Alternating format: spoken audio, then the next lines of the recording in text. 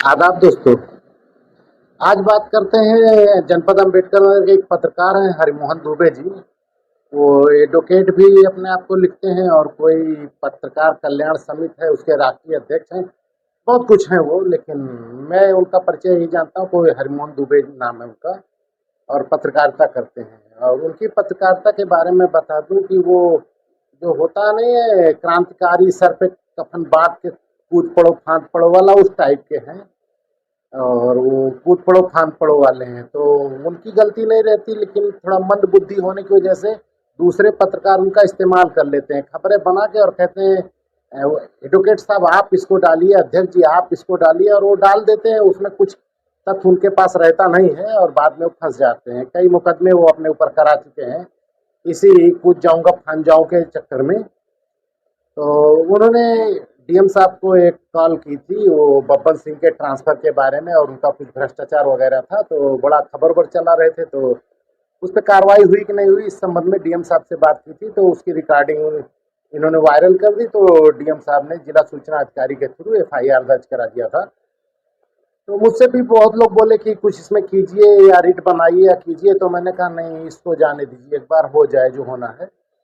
तो वजह उसकी ये थी कि मैंने डीएम साहब की वो रिकॉर्डिंग सुनी, मैं लगा देता हूँ आप लोग भी सुनिए। उसके बाद आप लोग खुद डीएम साहब की सहनशक्ति का लोहा मान लेंगे। मतलब एक जिला अधिकारी और किसी पत्रकार को इतना झेल रहा है, जबकि पत्रकार का जो लॉजिक है वो सुनने लायक ही नहीं। मतलब फोन बाद में काटे पहले दौड़ा ले उसको, ऐसी बात कर रहा है। लेकिन ठीक है, पहले सुनिए फिर मैं बताता हूँ। हेलो। हाँ सर प्रणाम। हाँ नमस्कार। सर हरिमोहन दुबे बोल रहे हैं सर, पत्रकार। हाँ बताइए। सर ठीक है सर, वही बब्बन वाला सर सिंह वाला जो एक पटल पे कई साल से तैनात है, अभी हाँ तक कुछ हुआ नहीं सर। रोज खबर भी चल रही है, कोई कुछ नहीं हो रहा है। तो दो चीजें हैं, एक तो इनके खिलाफ जांच का था जी जी जो वो वाला, तो जांच तो करवा ली गई है जी और जांच हमने देख भी ली है। जी जी तो अब उसमें ये है कि उसमें जो भी निकल के आया है जी वो हम लोग ने कमिश्नर साहब को भेजेंगे कहाँ से आया था। जी जी और बाकी यही निकल के आया है कि इसमें कहीं पर भी कोई तरह का जी कहीं पर भी कोई गलत काम नहीं हुआ है। जी सर, जो जो आरोप लगा है सर, जो रोज चल रहा है, मीडियम चल रहा है सर प्रतिदिन। उसमें क्या आरोप लगा है? सर इनके खिलाफ में कई साल से एक ही जगह पटल पे है और एक ही जगह पे रह रहे सारा ये तो मीडिया। किस होटल पे है? मतलब ये जो स्टोनो मौके पे है, हाँ तो ये कई साल स्टेनो का तो कोई पटल होता नहीं है। नहीं सर, होता क्यों नहीं सर, पहले ये इनका क्या था। पटल है बताइए, स्टेनो का क्या पटल है? तो सर इनका पटल नहीं होता सर, एक ही जगह पे रेस्ट टिकेंगे सर। नहीं, अगर मान लीजिए ये यहाँ तैनात है जी तो कोई पटल, वो तो विवेक है जो अधिकारी तैनात है उसका। बात तो सही सर है, लेकिन सर आप लोगों की बेइज्जती करवाते हैं सर, रोज निकलता है सर, मीडिया में हर बात में होती है, तो क्या मतलब सर इसे? नहीं, अगर कोई साक्ष्य तो दीजिए। सच सर ये है नहीं बताइए क्या साक्ष्य है? सर, ये एक ही पद पे रह रहे हैं 8 साल से, एक ही पटल पर। नहीं, पटल अलग चीज होती है ना, पद अलग चीज होता है। नहीं सर, ये बात तो सही है, पटल तो कोई है ही नहीं, और पटल में तो जो भी होंगे वरिष्ठ सहायक होंगे या कनिष्ठ सहायक होंगे। नहीं सर, लेकिन इतना दिन से सर एक ही जगह पर है जो है, का इसमें से स्टूलों का एक ही जगह रख जब सकते तक कि हैं। हमें कोई ऐसा सबूत आप नहीं देंगे जिस जो कार्रवाई करने लायक हो, तब तक हम कोई ऐसे सरसरी तौर पे, जी तो हमें नहीं लगता कि कोई एक्शन लेना चाहिए। बात तो सर सही है सर, आपसे उम्मीद था सर, अगर आप लोगों से उम्मीद तो होना चाहिए, पर सही चीज पे उम्मीद होना चाहिए, गलत चीज पे उम्मीद नहीं होना सर चाहिए। गलत चीज क्यों सर उम्मीद है आपसे सर, गलत चीज से तो निवेदन करेंगे। हाँ हाँ, ये सारे साक्ष्य दीजिए, आप जो बोल रहे हैं जी उस पे साक्ष्य दीजिए। जी साक्ष्य देंगे सर इनके हाँ खिलाफ। बिल्कुल बिल्कुल। यही ऑडियो वायरल किया था। वो क्या कह रहे हैं डीएम साहब से? अरे भाई, किसी की खबर चल रही तो उस पर कार्रवाई, खबर पे कार्रवाई होती है। उन्होंने कितने प्यार से बताया कि दो बातें हैं। एक, उनके बारे में जो शिकायत थी उसकी जांच हुई और जांच रिपोर्ट आ गई, मैंने देखा भी है, उसमें कुछ तथ्य सामने आया नहीं है कि कार्रवाई करने लायक, और वो मंडलायुक्त महोदय को भेज दी गई। इससे ज्यादा कोई अधिकारी क्या बताएगा? फिर ये बोले नहीं उनका पटल नहीं, एक ही पटल पे वो बता रहे हैं कि पटल नहीं, पटल एक ही होता है। फिर आगे जाके उन्होंने बताया भी कि लिपिक होते हैं, अलग अलग पटल होता है, कनिष्ठ लिपिक, वरिष्ठ लिपिक सब। लेकिन अब ये पटल पटल पटल पटल, उसके बाद ही डीएम साहब को फोन रख देना चाहिए था। पटल क्या यार, स्टोनो का कोई पटल नहीं होता है। वो 60 हैंड जानता है, अधिकारी के पीछे या बगल में बैठा या खड़ा रहता है, अधिकारी जो बोलता है उसको डायरी पे नोट कर लेता है, बाद में उसको टाइप करके लाके अधिकारी को देता है, वो करेक्शन करके या कुछ करके साइन करके डिस्पैच करा देते हैं। यही इतना काम स्टोनो का होता है, आशु लिपिक कहते हैं इसको। इतने काम उसका है, वो 60 हैंड जानता है, वो बैठा रहता है, बगल में खड़ा रहता है, वो लिखता है। एक कार्यालय में एक ही रहता है अधिकारी के पास, उसका पटल नहीं, कई पटल नहीं रहते हैं कि एक स्टोनो इस कुर्सी पे बैठेगा, एक बगल वाले बैठेगा, एक टेबल वाले बैठेगा। तो पटल परिवर्तन का कोई सवाल ही नहीं है, क्षेत्र परिवर्तन होता है। यह समूह का कर्मचारी होता है, 3 साल के बाद इसका क्षेत्र परिवर्तन कर दिया जाए ट्रांसफर नीति के अनुसार। अब ट्रांसफर नीति में होता है क्षेत्र आबलिक पटल स्थानांतरण, तो जिसका पटल उसका पटल, जिसका पटल नहीं उसका क्षेत्र है। हरिमोहन साहब को ये कहना चाहिए था सर इनका क्षेत्र परिवर्तन नहीं हो रहा है, लेकिन उसी में पटल धुचे हुए हैं। और डीएम साहब की बात मुझे क्या अच्छी लगी, उन्होंने कहा कोई जेन्युइन शिकायत दीजिए, शिकायत दीजिए, देखिए हम जांच कराएंगे। कहन आपसे इतनी आशा थी, कहना आशा रखिए लेकिन सही के लिए आशा रखिए। इनकी इस बात से मुझे एक चीज मिल गई, इन्होंने ऑडियो रिकॉर्डिंग में साफ बताया, वचन दिया है कि अगर शिकायत जेन्युइन रहेगी हम कार्रवाई करेंगे। अब दो ना जेन्युइन शिकायत, बब्बन सिंह के खिलाफ कोई अच्छे से बना को दो जेन्युइन, अगर आपके पास है। नहीं बब्बन सिंह के कोई चेक कर लो ना डीएम साहब को कि वो कार्रवाई करते हैं कि नहीं करते हैं, लेकिन ये सब तो करना नहीं था। चलो खैर ठीक है। उसके बाद इसने ऑडियो वायरल कर दी और डीएम साहब ने जिला सूचना अधिकारी से कह के एफआईआर करा दिया। एफआईआर हो गई, बहुत से लोग एफआईआर की कॉपी भेजे मुझे, एफआईआर मुझे था वो केस हो जाएगी, हाई कोर्ट में कोई भी जाएगा तो केस हो जाएगी, एफआईआर में चीजें गलत थी। मैं इसलिए नहीं उसको बना सकता था क्योंकि इससे मैंने कई बार कहा था या तो आप अपने आप को पत्रकार लिखो या एडवोकेट लिखो, क्योंकि सुप्रीम कोर्ट का डायरेक्शन है कि वकील लोग पत्रकारिता नहीं कर सकते। और तुम बार बार अपने नाम के साथ एडवोकेट, पत्रकार और राष्ट्रीय अध्यक्ष ये सब लिखते हो तो कोर्ट तो तुम उड़ा देगी, क्योंकि नहीं तुम यार डबल गेम करते हो वहाँ पे। इसलिए मैंने नहीं बनाया और मैंने कहा जाने दो। और कुछ लोग बताने लगे कि भाई डीएम साहब तलब हो गए, तो मैंने कहा यार रिट पढ़ी कब तलब हो गए। मैंने ऑनलाइन सर्च किया तो रिट का जो नोटिस आता है उसी को लोग बोलने लगे डीएम साहब तलब कर लिए गए। मैंने कहा यार डीएम को तलब कराना बहुत बड़ी बहस होती है, वहाँ कोर्ट ये मानती है, ठीक है डीएम खुद आके जवाब दे तब तलब होती कि कौन सी रिट ऐसी है, इसमें तो कुछ था भी नहीं कि डीएम तलब हो जाए।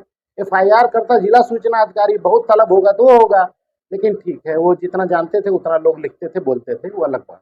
मैं बताऊं एफआईआर क्वेश्चन क्या होती है। वकील जो बहुत बड़ी धांधली करते हैं, हर आदमी जाता है एफआईआर वह खारिज करा दे, वकील कहते करा देंगे और वहां से वो अरेस्टे दिलाते हैं।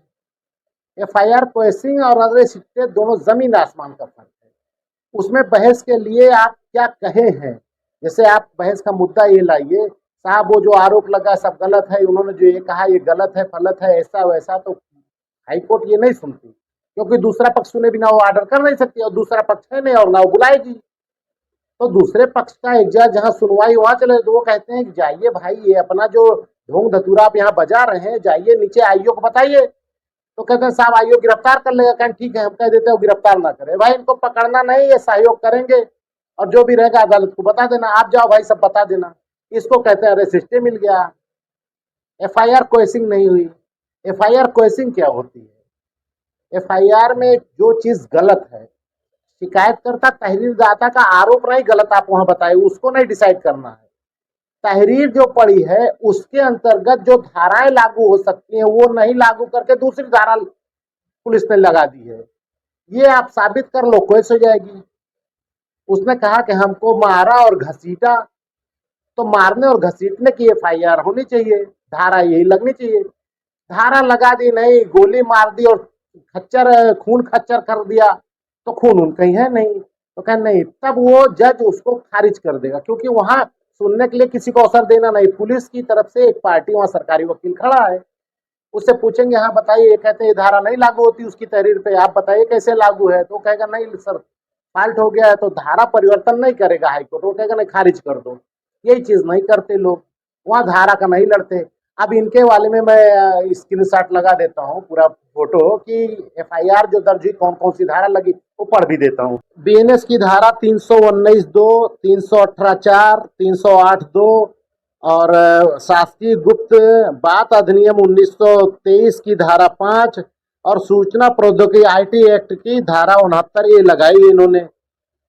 ये धाराएं नहीं लागू होती, हरिमोहन दुबे की कारस्तानी पे नहीं लग सकती। इन धाराओं की डिटेल में बता दूं, ये धारा क्या होती जो लगाए हैं, इसका मतलब क्या, किन चीजों पे ये लगती है। पुलिस ने जो धारा 319(2) लगाई है वो इस बात पे होती है किसी संचार को गुप्त रूप से रोकना या बाधित करना। यहाँ तो कोई प्रसारण को रोका नहीं था इन्होंने, ना बाधित किया था। वो तो जो भी संवाद उम्वाद हुआ है उसको इन्होंने हाईलाइट कर दिया, प्रसारित कर दिया था। धारा 318(4) सूचना को छुपाना या उसे अनधिकृत रूप से संप्रेषित करना, निजी वार्ता रिकॉर्ड का वायरल करना सीधे इस श्रेणी में नहीं आता है कि कोई सूचना रोकी और कोई दे दी, ये धारा भी नहीं लगती।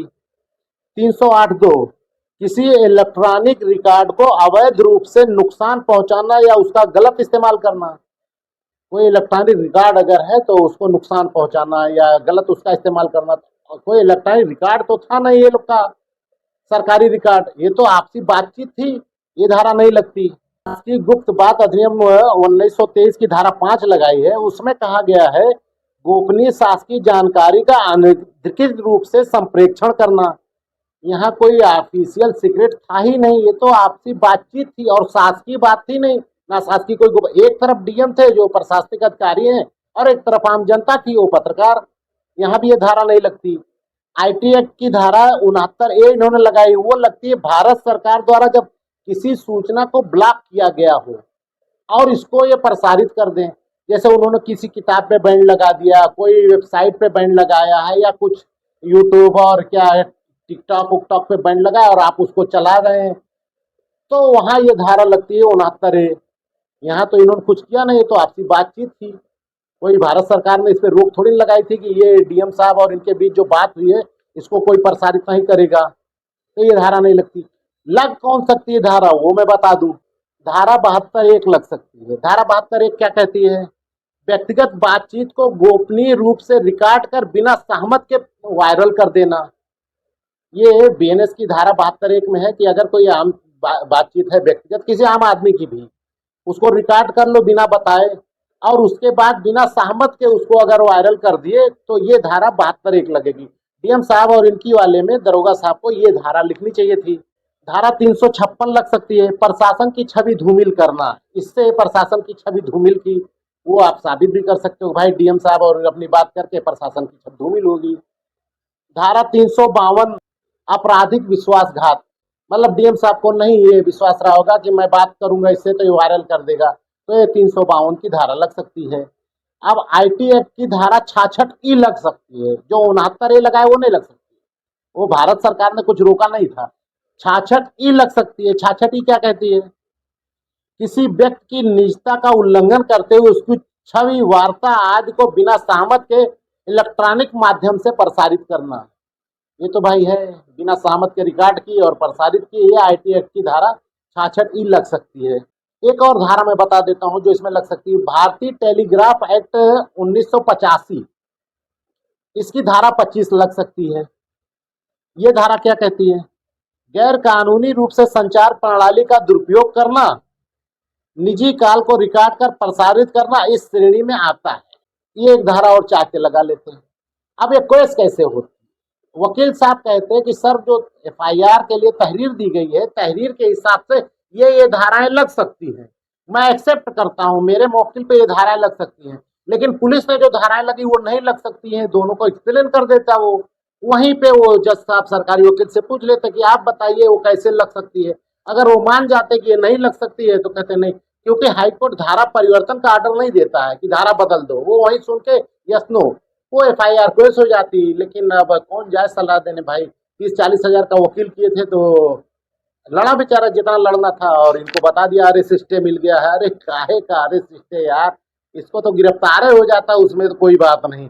लेकिन इससे मुझे ये लगा कि डीएम साहब के प्रति मेरी सहानुभूति बढ़ी कि वो बेचारे सहनशील हैं और झेलते हैं।